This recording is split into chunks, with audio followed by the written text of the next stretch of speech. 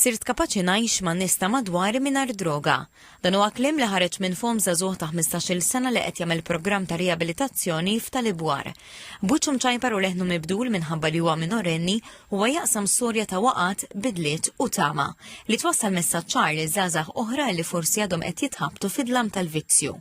Il-vjaġġ tiegħu beda minn triq li beditu minn nies li jħobbuh u daħlitu f'ċirku ta' żliet perikolużi. Ovvjament il-ħajja li konti għatnejx ma kienx tajba, bdejt biet in-nies ta' madwar li jħobbuni.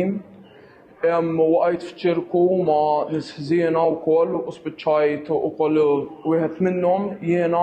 Iż-żagħżugħ jispjega kif il-pressjoni ta' ċertu ambjenti u anki l-influwenza tal-midja soċjali wasluh biex jersaq lejn id-droga.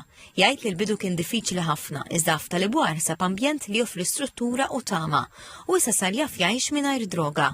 U għall-ewwel ma bdejtx inħossni tajjeb, kelli naqta' wkoll is-sigaretti bil-mod il-mod, imma il-perspettiva tagħha kienet għandna training, inkun nilab il-futbol, nilabu l-futbol mal-MFA u ġabitni sni inseħ ukoll li tajjeb naf ngħix ma' nies ma ta' dwari mingħajr droga. Talibwar joffri programm strutturat li jinkludi terapija, taħriġ, attivitajiet sportivi u kreattivi.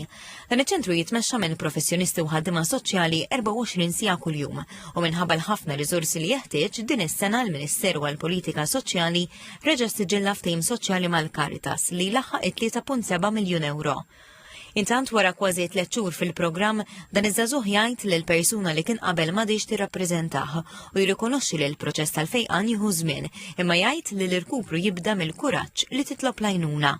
It's gonna be difficult, tkun ħafna diffiċli u jafha tinżel marar tinstabat terġa' titlaw terġa' tinstabat, imma bil-mod il-mod tkun tista' tikkupra kemm tkun titinti u kemm tkun vera tħobb u tirrispetta lilek innifsek.